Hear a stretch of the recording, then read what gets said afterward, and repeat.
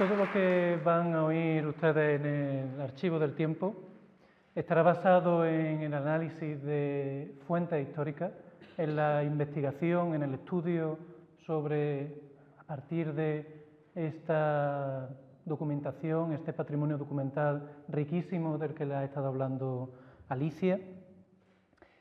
Y de esta manera, de la mano de diferentes historiadores, traeremos profesionales ya consagrados, pero también y sobre todo intentaré que vengan muchos jóvenes investigadores que están desarrollando su labor tanto en universidades españolas como de fuera de España.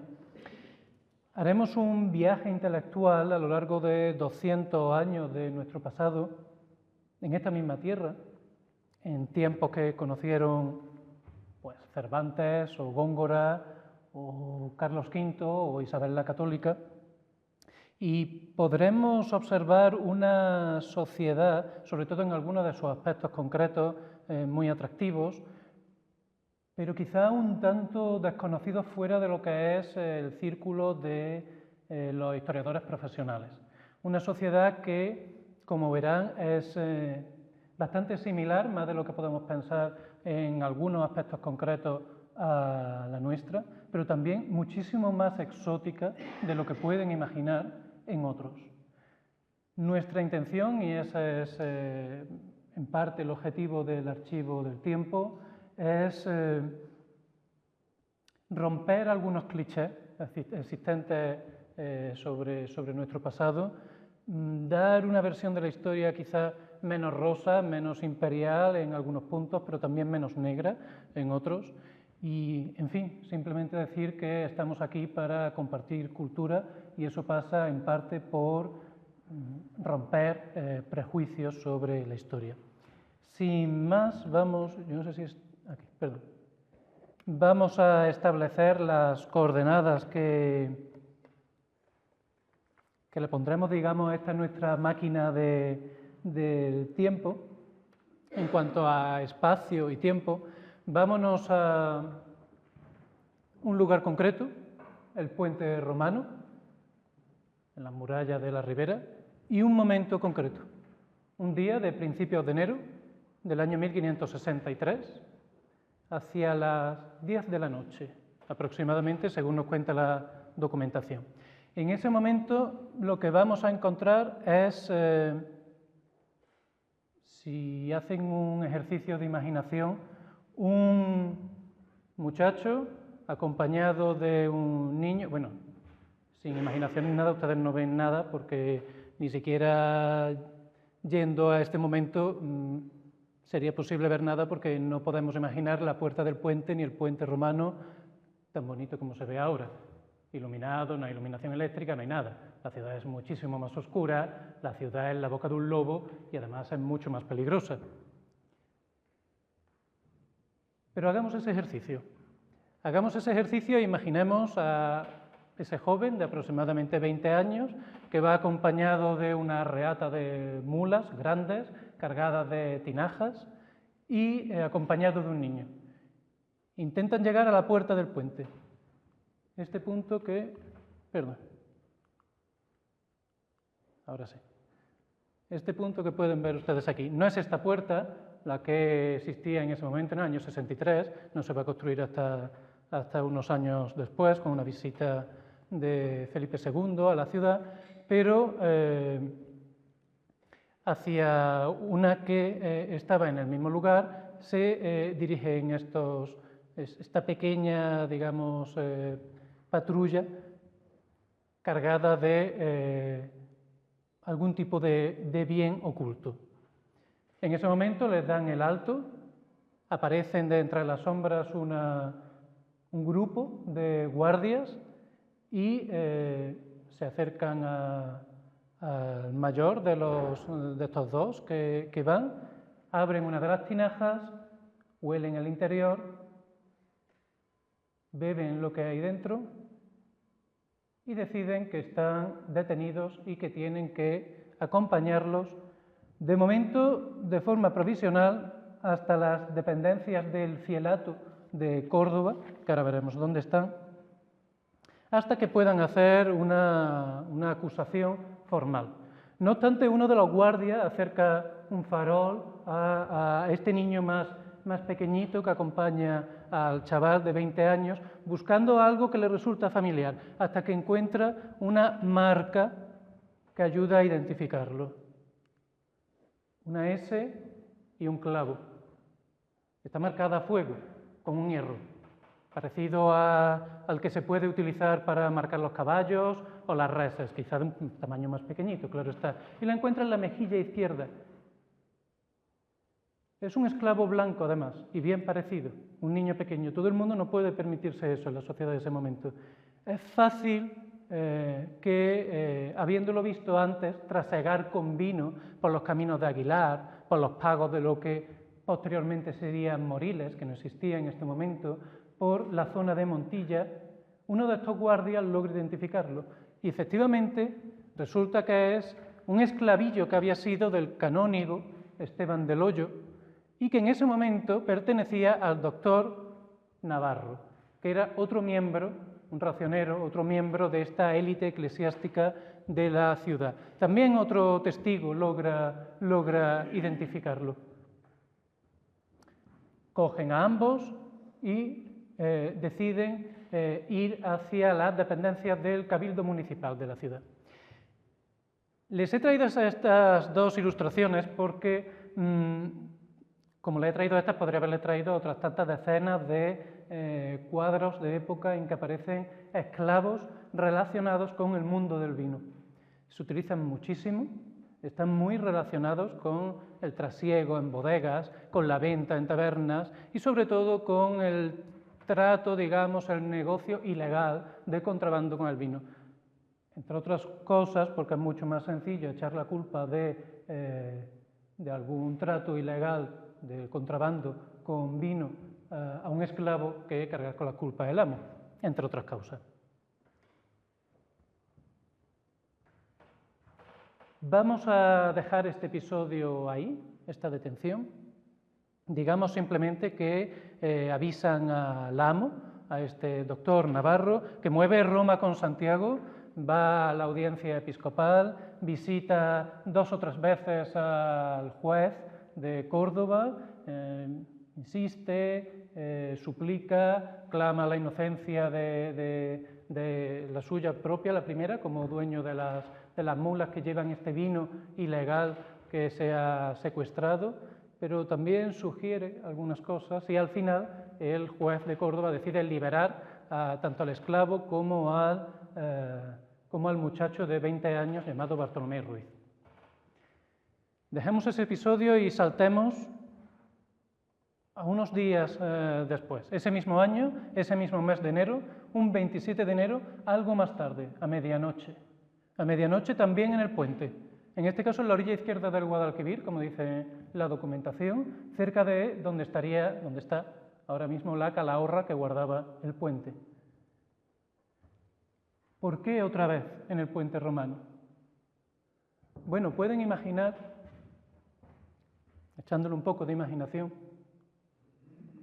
que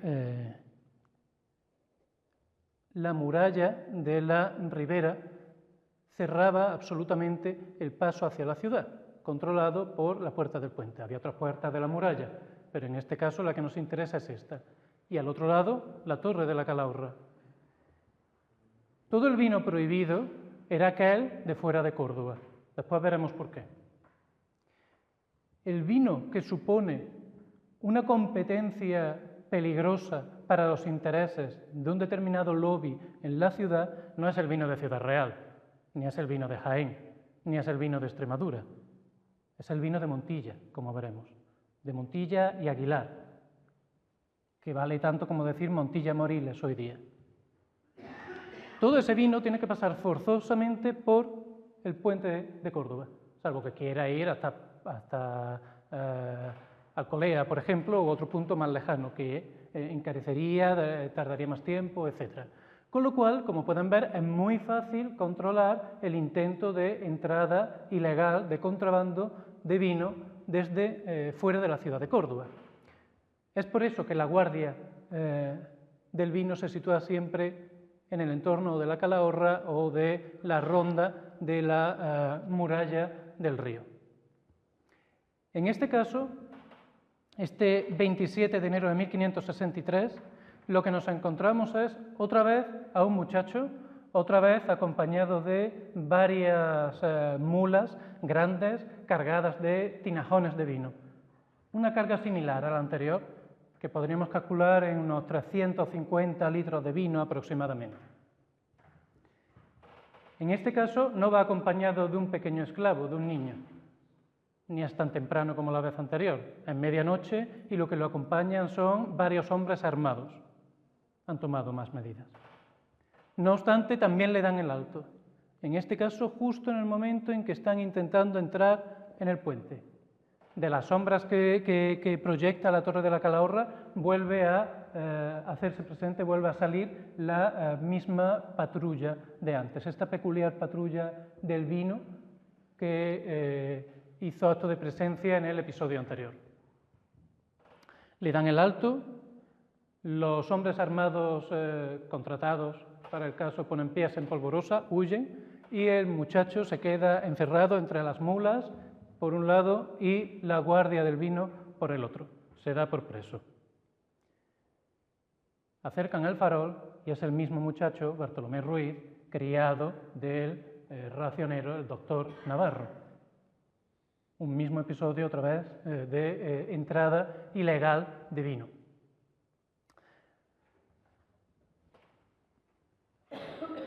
Vuelven a abrir las tinajas que llevan las mulas, vuelven a catar ese vino, solamente lo huelen esta vez, no lo prueban y con eso solamente lo dan por preso.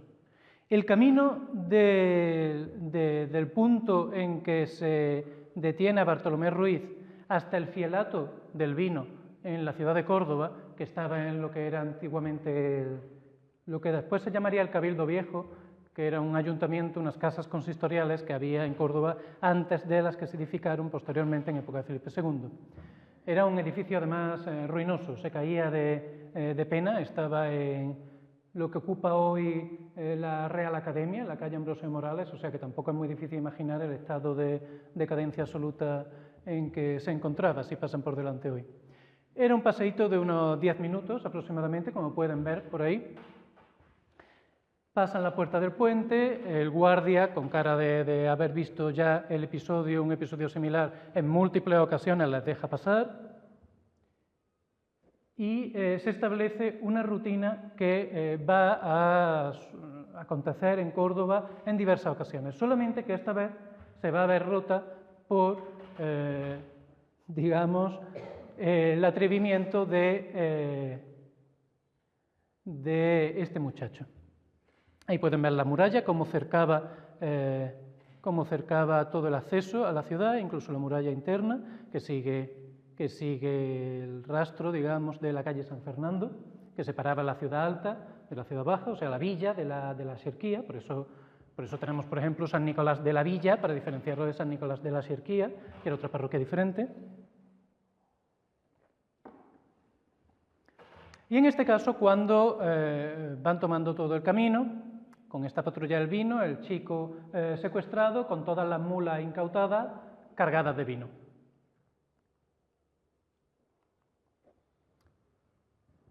Cuando Bartolomé Ruiz, con sus 20 años y harto de recorrer caminos, llega a la plazuela donde se encontraba el palacio de don Luis Páez de Castillejo, que actualmente sería el Museo Arqueológico, saca un puñal, una daga de la ropa interior, que no se la había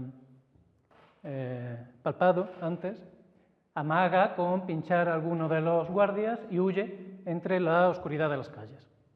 Los hombres, enojados, deciden continuar y unos minutos después llegan al fielato del vino, que era una dependencia muy sencilla, que estaban en el Cabildo Viejo, prácticamente una habitación con un sumidero que daba a la alcantarilla, por donde tiraban el vino requisado, el vino ilegal.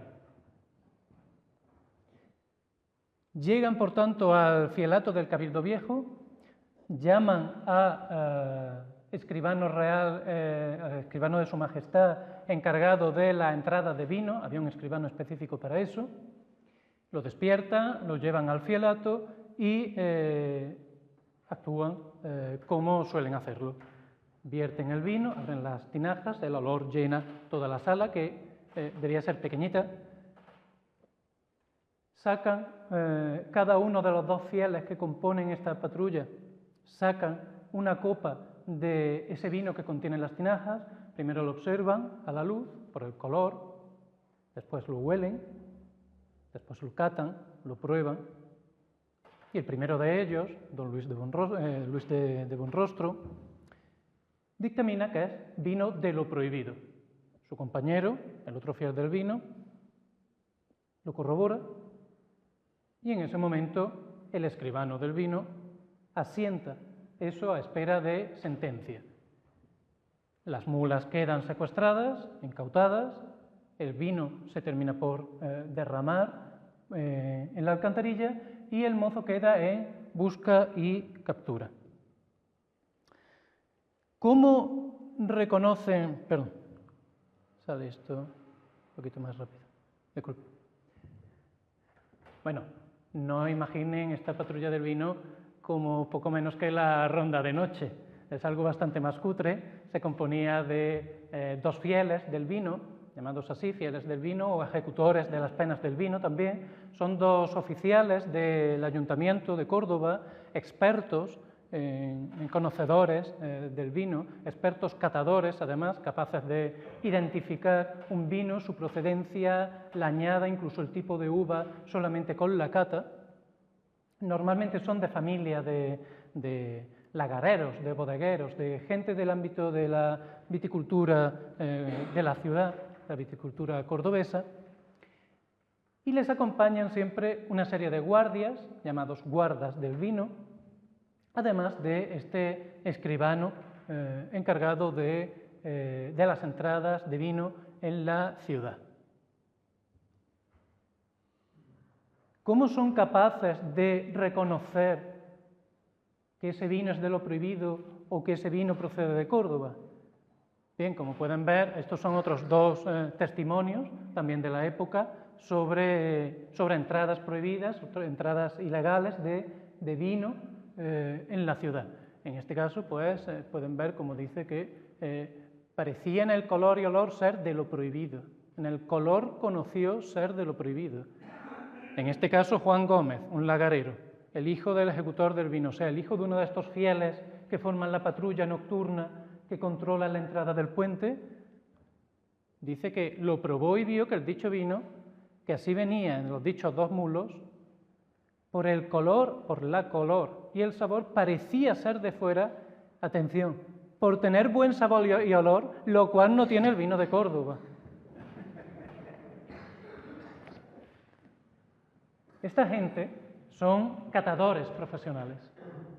Lo más curioso es que en la época no se utiliza ese término, evidentemente tampoco sommelier, como podrán imaginar. El término, que es muy divertido pero absolutamente común y que aparece muchísimo en la literatura de la época, el Lazarillo, el Quijote, pero claro, si no tenemos las referencias históricas para identificarlo, no vamos a entender lo que nos está diciendo, no es otro que mojón. Ser un mojón era ser un catador de vinos.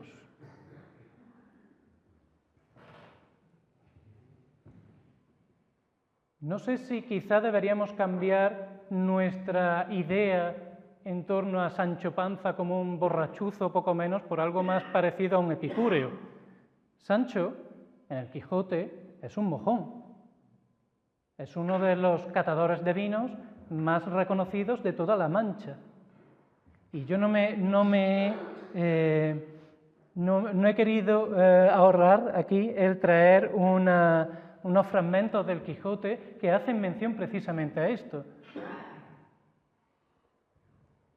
Cuando, por ejemplo, está Sancho probando un vino y dice, es de Ciudad Real, ¿verdad?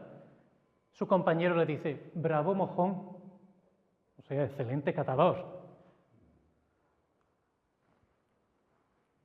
Dice Sancho, un instinto tan grande y tan natural tengo en esto de conocer vinos que en dándome a oler cualquiera acierto la patria, el linaje, el sabor, la dura y las vueltas que ha de dar.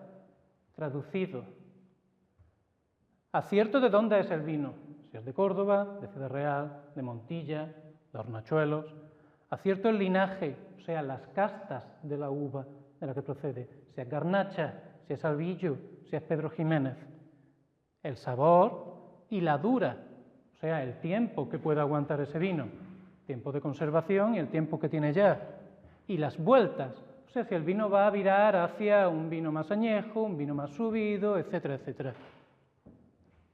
Y lo más interesante, y me disculpan porque voy a leerlo porque creo que es jugosísimo el texto. Dice él en otro momento, explicando por qué es tan excelente mojón. No hay que maravillarse si tuve en mi linaje, por parte de mi padre, los dos más excelentes mojones que en luengos años conoció la Mancha, para prueba de lo cual les sucedió lo que ahora diré. Diéronles a los dos a probar del vino de una cuba, pidiéndoles su parecer del estado, cualidad, bondad o malicia del vino. El uno lo probó con la punta de la lengua, el otro no hizo más de llegarlo a las narices. El primero dijo que aquel vino sabía a hierro, el segundo dijo que más sabía a cordobán. El dueño dijo que la cuba estaba limpia y que el tal vino no tenía adobo alguno. Después veremos lo que es esto de los adobos, que por cierto siguen teniendo los vinos, aunque en la época tenían muchos más. Que el dicho vino no tenía adobo alguno, por donde hubiese tomado sabor de hierro ni de cordobán. Con todo eso, los dos famosos mojones se afirmaron en lo que habían dicho.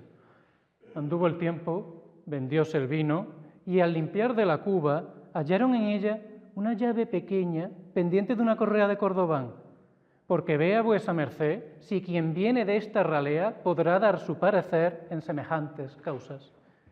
O sea, lo que digo, más un epicúreo que un borrachuzo, como algunos pueden pensar. Quizá deberíamos pensar un poco en Sancho en un estilo, no sé, un sumiller a la manchega o algo así. O sea que básicamente, como hemos visto en los testimonios anteriores, lo que tenemos es dos vinos enfrentados, el de Córdoba y el de fuera, en este caso el que interesa es el de Montilla, la zona de Montilla-Moriles, que utilizan dos uvas diferentes, que además son diferentes a las actuales, porque por ejemplo la zona de Montilla-Moriles no utiliza Pedro Ximénez en ese momento.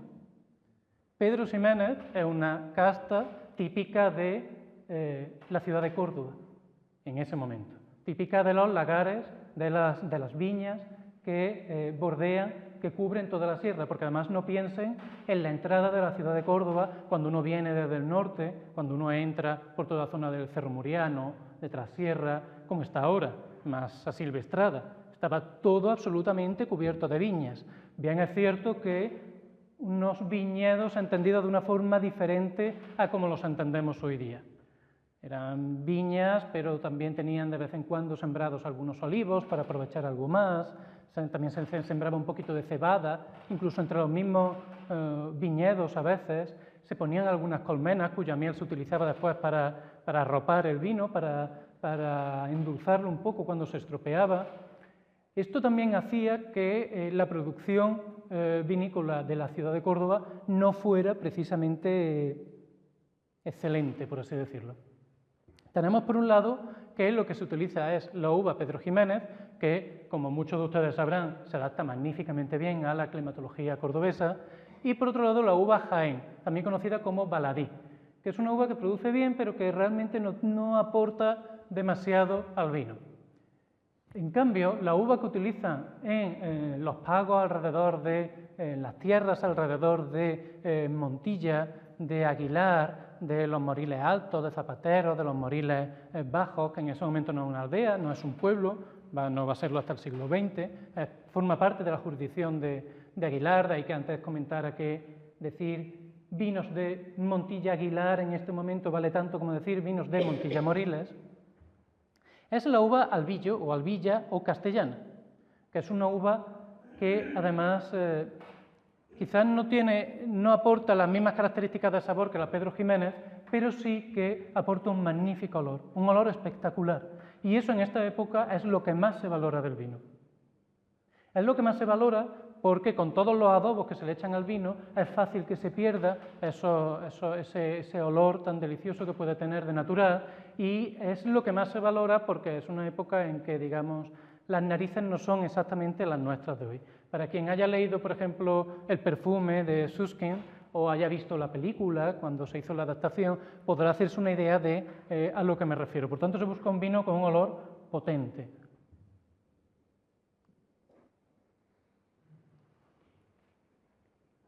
¿Qué extraña situación es la que lleva a una ciudad como la Córdoba de este momento a mantener una patrulla tan particular como esta, que está a medio camino entre lo policial y la cata del vino? El conflicto constante que va a existir en torno a la venta del vino de Montilla en la Córdoba de los siglos XV al XVII. Y es precisamente eso, esa conflictividad, lo que a mí me llama la atención cuando empiezo a observar esta cuestión. Y además la conflictividad es lo que llamaría la atención de muchos investigadores, porque tengan en cuenta ustedes que solamente en ciertos momentos en que estalla este conflicto, en que se lleva a pleito, en que se establece un proceso judicial, se saca cierta basura a la luz. Ciertos detalles que no se mencionan normalmente en otro tipo de documentación porque de tan ordinarios, de tan comunes, de tan cotidianos, se obvian, salen a la luz en este momento. En un momento de proceso judicial, por ejemplo, en que cualquier nimiedad puede ser una herramienta, un arma contra el adversario. Lo que tenemos, y en este caso sucede así, es una situación de conflicto, es el enfrentamiento de dos grandes poderes, lobbies, en la ciudad de Córdoba. Detrás de estos pleitos individuales que va a haber, que hay muchísimos en torno a la entrada ilegal de vino o a no querer pagar impuestos sobre el vino, lo que nos vamos a encontrar en realidad es que estos individuos están respaldados por determinadas corporaciones. Por una parte, tenemos un lobby, digámoslo así, de propietarios de viñas, de propietarios de lagares, que podríamos asimilar a algo similar a una burguesía de la ciudad, son caballeros de premia, que es más o menos lo que podríamos llamar burguesía en este momento. ¿Cuál es el arma en manos de este lobby que tiene viñedos, que tiene lagares, que tiene bodegas en la ciudad de Córdoba? En toda esa sierra que dije antes que estaba cubierta de viñedos y lagares por la zona del Bejarano, de Trasierra, de Cerro Muriano, etc. Son todos ellos individuos con muchísima mano en el ayuntamiento de la ciudad. Muchos de ellos además son jurados o 24, son miembros del ayuntamiento de la ciudad en ese momento. Por tanto, pueden hacer que las ordenanzas municipales vayan en su favor, estableciendo medidas proteccionistas que impidan entrar el vino de fuera. Vamos a quitar esto de aquí porque peligra. Por otro lado, tenemos otro gran lobby personificado sobre todo en una figura muy curiosa que en la época se denomina clérigo lagarero. Es casi un tópico, un cliché que aparece muchísimo. Por ejemplo, un clérigo lagarero por antonomasia sería en el Lazarillo de Tormes el arcipreste de Talavera, este señor con quien se coloca a pregonar los vinos, con quien va gritando aquello de tinta garnacha o albillo por la ciudad de Toledo, etc. No es nada casual que Lázaro esté pregonando los vinos de un arcipreste. Este señor es un clérigo lagarero. Se llaman así en este momento. A favor de este grupo de clérigos que tienen viñedos fuera, pero no solamente eso, como veremos ahora, está toda la fuerza de sus corporaciones. sobre todo del Cabildo Catedralicio de la ciudad de Córdoba. Tienen tiempo, tienen dinero, tienen poder, buenos abogados, probablemente van a ganar casi cualquier pleito, incluso contra la propia ciudad de Córdoba. En ambos bandos hay intereses, o sea, hay miembros del ayuntamiento que tienen viñedos en Montilla y hay clérigos que tienen viñedos aquí en la ciudad de Córdoba. Pero básicamente podemos decir que los dos grandes lobbies que se van a enfrentar en estas circunstancias van a ser, por un lado, el ayuntamiento de la ciudad, por otro lado, el cabildo de la catedral.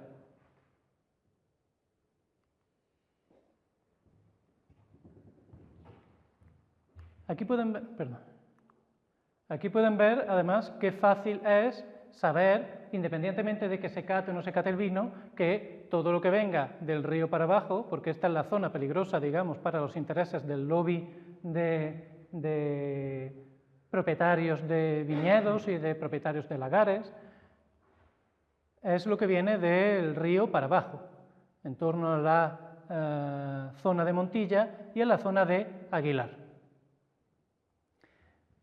Este joven al que habíamos visto en un principio que detienen en el puente, que se escapa cuando saca el puñal, finalmente detenido justamente cerca de la audiencia episcopal de la ciudad, donde lo había llevado su señor, este racionero, este miembro del cabildo de la catedral, para que depusiera ante un juez eclesiástico de una forma favorable a sus intereses antes de ser apresado. Finalmente es apresado y en las estancias, digamos, en las habitaciones en la cárcel que tenía el cabildo a estos fines, pues confiesa.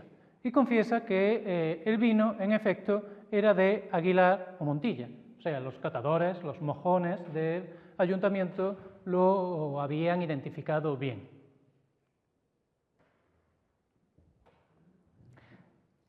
Como este pleito se van a suceder muchísimos. Viene ya de una época anterior, o sea, en época de los Reyes Católicos ya se dan ordenanzas prohibiendo la entrada de vino o a favor de los clérigos de la ciudad. En este momento, por ejemplo, en el siglo XVI, en 1512, va a tener lugar un gran pleito, uno de cuyos documentos tienen ustedes expuesto ahí. Es un poder que otorga esta asociación de propietarios de viñedos, de propietarios de lagares, para mandar un procurador a la ciudad de Granada para los pleitos.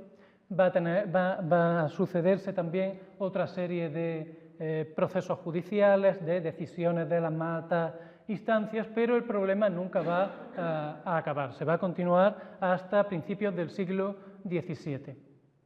Como decía, lo que tenemos es un enfrentamiento entre esta mancomunidad, esta cofradía, por así decirlo, entre comillas, de lagareros de la ciudad de Córdoba, formados sobre todo por esa especie de burgueses de la ciudad, y un conjunto de clérigos lagareros, la inmensa mayoría de los cuales pertenecen al cabildo de la catedral, cuya arma principal a la hora de colocar vino es que se pueden permitir algo que nadie en el mercado del vino en el reino de Córdoba se puede permitir, y es obviar absolutamente a los intermediarios. Tienen un pie puesto en cada una de las partes, digamos, de los eslabones de la cadena de ese mercado. Poseen viñedos, pero tienen capacidad económica como para comprar la uva o el vino que otros pequeños productores no pueden colocar. Poseen también carros, acémilas, o pueden pagar como para acemileros o muleros para distribuir ese vino. Poseen lagares para la elaboración del vino. Poseen también bodegas, que son unas instalaciones separadas, diferentes, con unas condiciones necesariamente diferentes también para la crianza de ese vino, si no el vino se estropea. Y va a ser el gran problema del vino de Córdoba. y poseen también la capacidad de vender el vino en la ciudad, de una forma además mejor que pueden hacerlo los otros, por dos cuestiones principales. La primera porque son propietarios también de tabernas, a veces directamente, a veces por medio de intermediarios, de testaferros. Y la segunda porque son capaces de vender un vino mejor, que son esos caldos que provienen de la zona de Montilla-Moriles, de donde ellos cobran, por ejemplo, parte en especie de su salario, de sus beneficios eclesiásticos, pero también de lo que producen sus propias tierras o lo que compran allí, y capaces de colocarlo en la ciudad de Córdoba de una manera más barata. Porque cuando ellos, como eclesiásticos, lo meten en la ciudad, siempre y cuando sean capaces de demostrar, de declarar que es vino para consumo doméstico o para uso litúrgico, claro, el problema va a venir cuando lo detengan, cuando paren una carga de 600 litros de vino, que es difícil que sea para uso litúrgico de un señor en su oratorio privado, por ejemplo, o en su casa. Pero siempre que puedan demostrar eso, están libres de impuestos. O sea, es una competencia absolutamente desleal, ¿no?, por así decirlo. Es una figura, como decía, muy presente en la vida de la Córdoba de ese momento. Si vamos a la visita secreta del obispado que se hizo en 1638 y que publicó José Cobos Ruiz de Adana en el año 76, podemos ver que, y aquí les he colocado solamente algunos ejemplos, varios miembros del Cabildo de la Catedral son clérigos lagareros, o sea, se les acusa de vender vino, bien en su casa, de un lagar que tiene, bien en una taberna, donde además hay una moza, digamos, de vida alegre. También un racionero llamado Cabrera de Brión es otro miembro de este Cabildo de la Catedral, que tiene un lagar, que vende vino en su casa y además tiene un apartado con una timba ilegal, ¿no?, de cartas. El mismo Chantre, en fin, no me cabían más y tampoco quedaba bonito colocar aquí más referencias, pero es una figura que es constante por esto que les comentaba antes.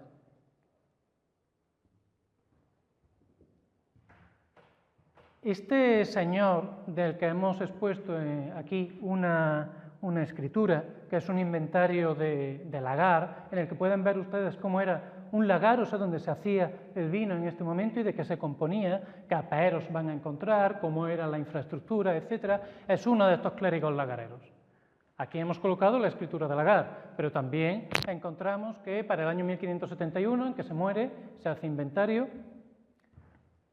Posee, por ejemplo, una heredad, o sea, unas tierras que tienen sus propias viñas mezcladas con árboles, como les comentaba antes, probablemente también incluso con un poco de cebada o de trigo entre medias. Tiene su pila, tiene la viga del lagar, una pequeña bodega, en este caso no es para la crianza, es una bodega de fermentación, ahora veremos algunas imágenes, pero también tiene viñedos arrendados, seguramente cerca de los suyos, para ser capaz de producir más vino. Recibe parte de su salario, de sus beneficios eclesiásticos, que están situados además en la zona de Montilla, de los pagos de Moriles y demás, en vino, porque se paga en especie. Reciben aceite, pero también reciben gran parte en vino. Pero además tiene la capacidad de ser prestamista de otros pequeños productores. Vamos viendo cómo está situado en cada uno de los puntos del mercado del vino.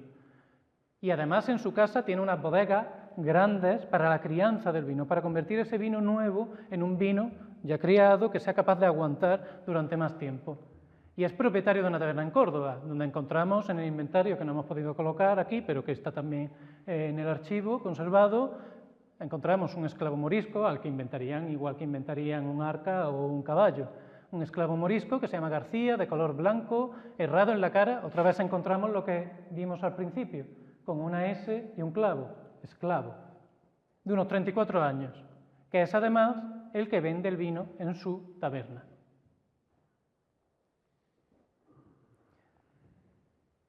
Si leen después la escritura del inventario de lagar que hemos colocado ahí, verán que básicamente lo que se describe es esto. O sea, la pila del lagar, donde se coloca toda la uva, lo que llaman ahí viga, que es un tronco gigantesco de árbol que sirve de prensa para el vino, la pileta, que no se ve aquí en la fotografía, pero que estaría debajo y que recibe el mosto de la uva, las alpetinas y las diversas piezas de esparto, una criba también aparece en el inventario para las uvas, azadones, hoces para podar las vides. Hay muchísimas escrituras relativas también en el archivo el cuidado que se tiene que tener con las vides, a la contratación de operarios para cavarlas, etc.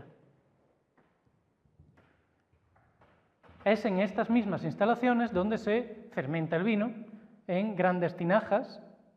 En este caso son fotografías recientes con una reconstrucción, son tinajas de cemento, en la época serían de barro, pero exactamente del mismo tamaño, unas tinajas enormes.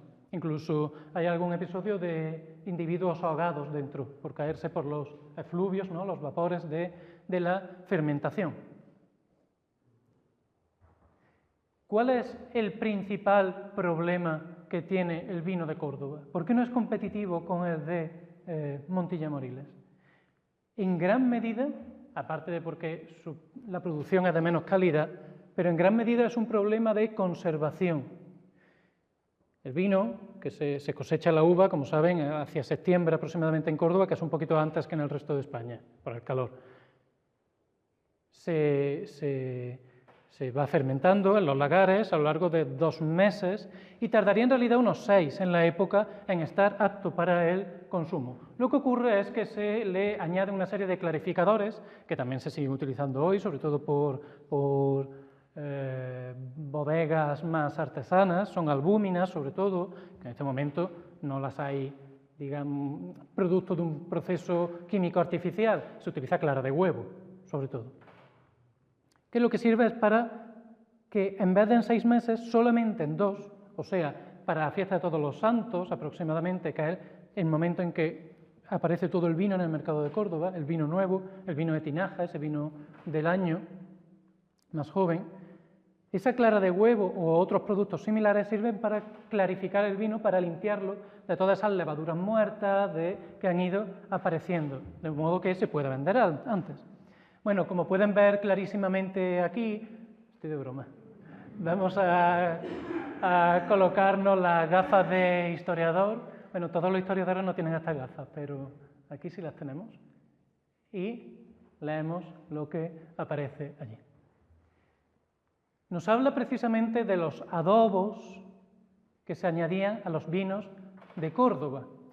El problema era que el vino de Montilla, por alcanzar una mayor graduación más fácilmente también, alcohólica me refiero, y por otra serie de circunstancias de mayor calidad, no necesitaba tantos adobos. Los adobos, o sea, los añadidos para hacer que el vino aguante o para arreglar un poco el vino que se ha estropeado, que se ha dañado, se llama vino dañado o vino quebrado. De hecho, en la escritura, en el inventario de lagar que pueden encontrar ahí, verán en la transcripción que está colgada que hay unas tinajas que se señala que el vino se ha dañado. Se daña porque las propias bacterias, si sigue el proceso de fermentación, lo terminan por estropear. Bien, en este momento lo que se le añaden son, por ejemplo, ceniza de coscoja de chaparro. Parece casi una cosa de brujería o de invento, pero es algo absolutamente lógico. Quiero decir, es la ceniza de la coscoja, de esa especie de arbusto que parece una encina, que es de un porte más pequeñito, en realidad es lo que contiene unos niveles altísimos de ácido tánico. Los taninos del vino, como saben, ayudan a mantener el vino, a mantenerlo, digamos, sin que se estropee un poco, pero si le añadimos más taninos, ayudamos a que ese proceso vaya menos todavía. Que explica lo poquito que se le echa. Están justificándose delante de la justicia porque lo han acusado de añadir muchísimas cosas al vino. Se le añade también un poco de miel tostada, clara de huevo, las albúminas de las que hablamos antes, alguna almendra, alguna poca de tierra. Se le echa tierra al vino. Se conocía normalmente como tierra de España. Se producía sobre todo en la ciudad en Lebrija, en la población de Lebrija, y son silicatos de aluminio, son una tierra que no tiene nada de caliza, de cal, a veces se le echaba en cambio caolín, pero estas tierras lo que hacen es, digamos, cuando el vino se ha estropeado un poco, sabe a hierro, como decía antes este antepasado de Sancho Panza, Cuando sabe a hierro porque se ha estropeado, ayuda un poco a arreglarlo. No nos escandalicemos de que le echen tierra porque es algo que se ha estado haciendo con el vino hasta hace muy, muy poco.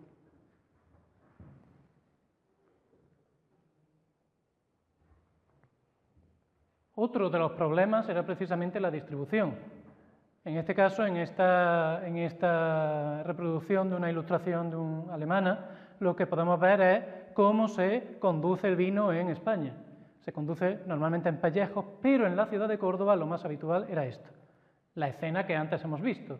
Unas mulas conducidas por un muchacho cargadas de tinajas. Normalmente lo que se utilizaba además era el cántaro arrobero. En este caso es un ejemplo de la Rambla. Un cántaro que le cabía una arroba de vino, exactamente, era la medida estándar de volumen del vino.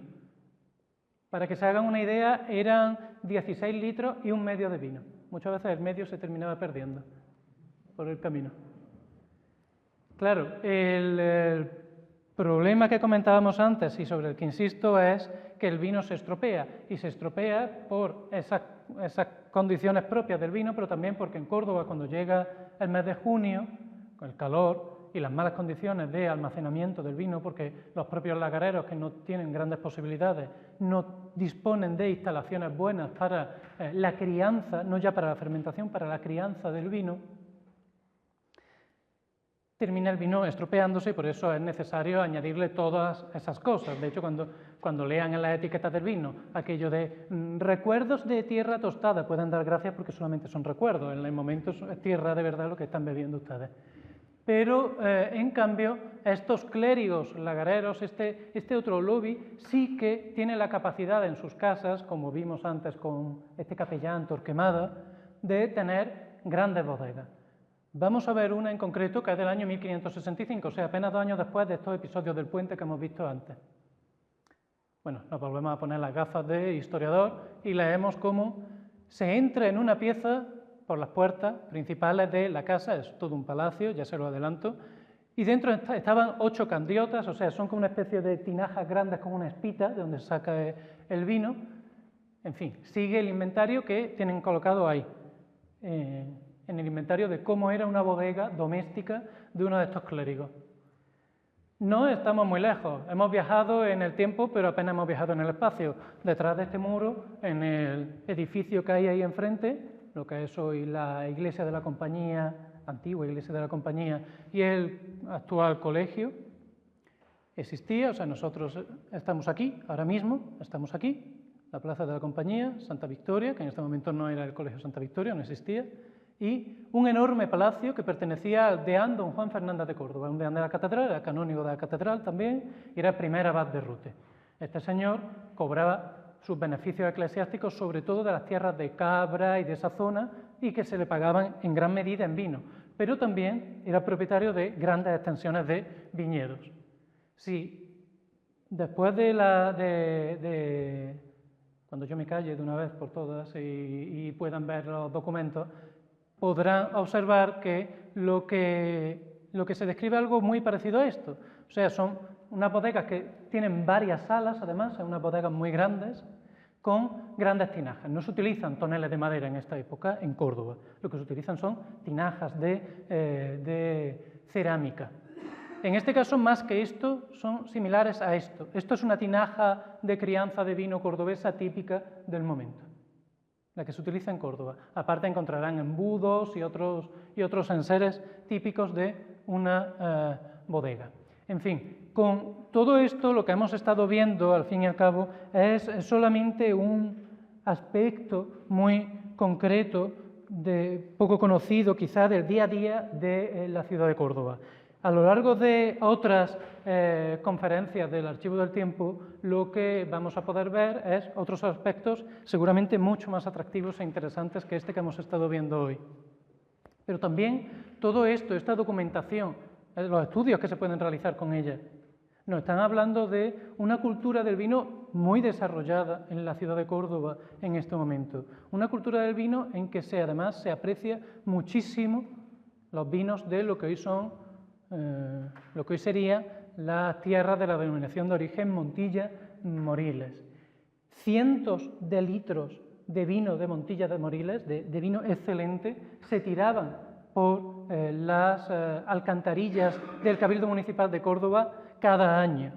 Y no obstante, y a pesar de todos los aranceles, de todas las medidas prohibitivas que se intentan imponer, tanto la ley de la oferta y la demanda como la propia calidad de los vinos de Montilla, lo que hizo es que estos se abrieran paso, sin duda, a lo largo de estos 200, 300 años, en medio de conflictos constantes entre clérigos lagareros, contrabandistas y lobbies bodegueros. Gracias.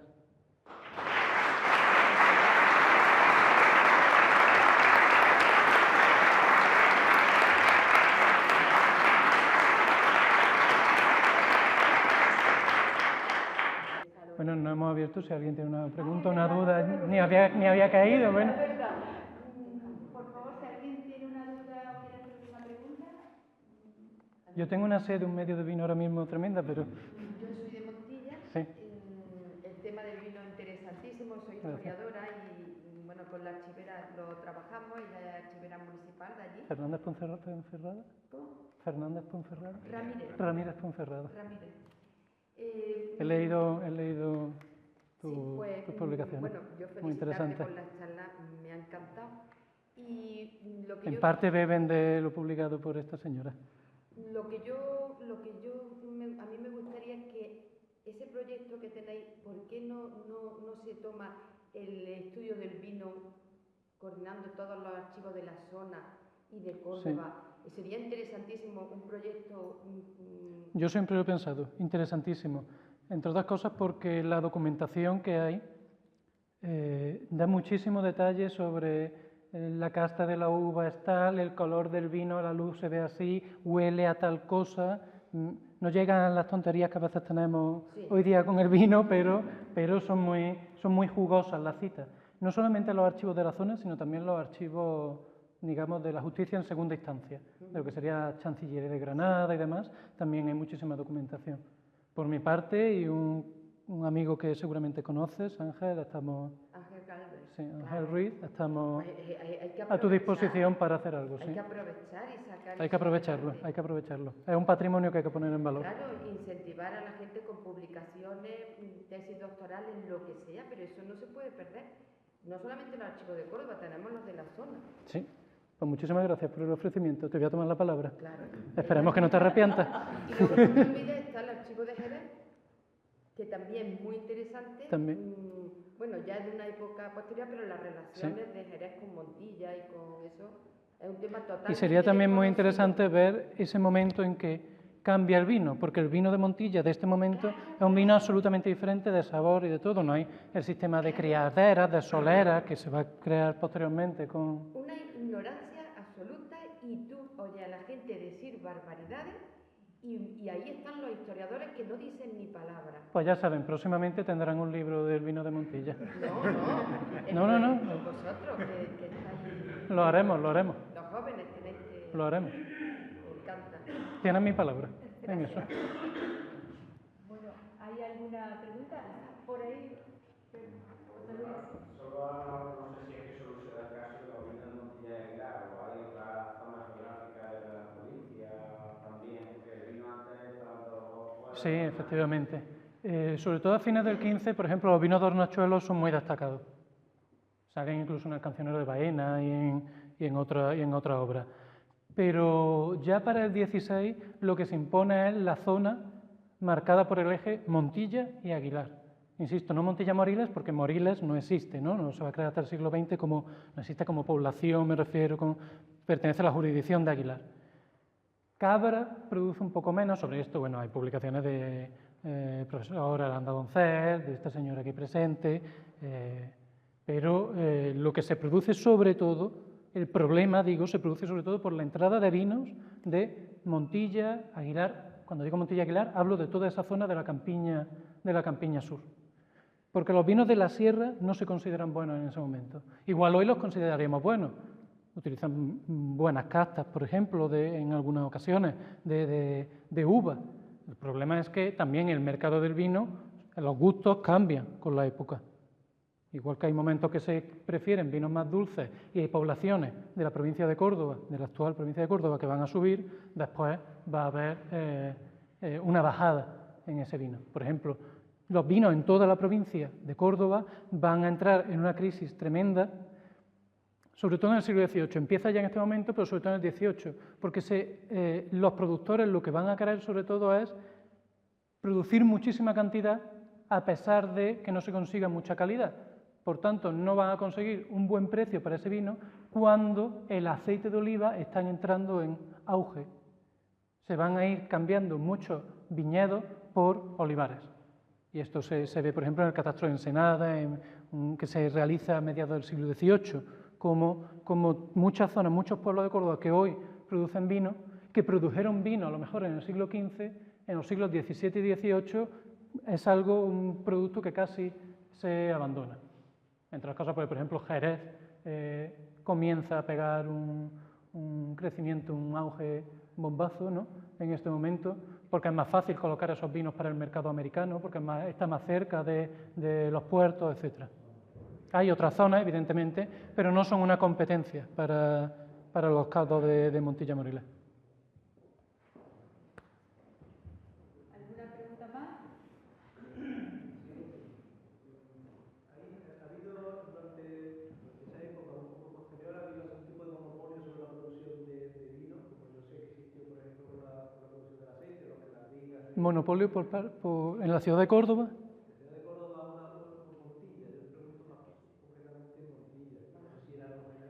Monopolio en la zona de Montilla Moriles actual. Hablo de Montilla Moriles, aunque no el término sea un presentismo, ¿no? Sí, claro, es que tenemos que distinguir dos cosas. Por un lado están los propietarios de viñas, pero es mucho más importante ser propietario de lagares y bodegas, porque uno puede producir mucho vino y si no es capaz de colocarlo, o se le pone mal, Entonces, los individuos que pueden tener un pie en ambas cosas, en la producción y en la crianza, son los que van a tener éxito. Y en ese caso, en la zona de Montilla Moriles son sobre todo familias de la élite de esa zona, los Toro, por ejemplo, la familia Toro, tan conocida que llega casi hasta hoy, ¿no? Y muchos clérigos. De la zona son solamente quizá una tercera parte, un 33%, que son propietarios de lagares, bodegas y tal. El resto son grandes eclesiásticos que viven aquí en la ciudad de Córdoba, que son estos canónigos, deanes, etcétera, que tienen la capacidad adquisitiva como para comprar aquello. Son los dos grandes grupos que dominan el vino en la zona. Yo me refería, yo conozco más la parte del aceite, que sí sé que tuvo durante mucho tiempo la producción de aceite estuvo en manos del señor que tenía una serie de empresas de viña, entonces todo el aceite que producía se producía... Sí, pero en el caso del vino no ocurre lo mismo, porque lo que se da es una multiplicidad enorme de lagares. Hay muchos molinos, muchísima gente que tiene una pequeña propiedad, que uno casi diría para la cantidad de vino, porque a veces sabemos la cantidad de vino que produce, para la cantidad de vino que esto produce, no sé si merecería la pena tener un lagar, una viga enorme como esa que pueden ver ahí y demás. Y sin embargo la hay. Y en el caso de Córdoba, por lo que parece, es exactamente igual. O sea, toda la sierra está plagada de lagares. Hoy hay muchos lagares abandonados, comidos por la espesura, ¿no? En la zona del Bejarano, por ejemplo. Y este que tienen aquí se situaba, que es el lagar cerca del Castillejo, que se llama Castillejo porque había unos restos de una mota ibérica, de época ibérica, llamaban Castillo o Castillejo. Se puede visitar hoy o buscar más o menos la localización, porque estaría en la misma senda que se hace de senderismo en la zona del Bejarano, los baños de Popea y demás. Pues es magnífica. ¿Y el vino ese de tinaja es tan bueno como la fruta? De haberlo sabido, decimos que nos traigan un poco de vino o algo aquí antes.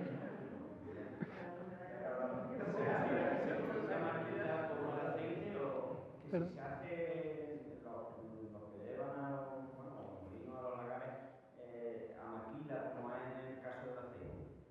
No,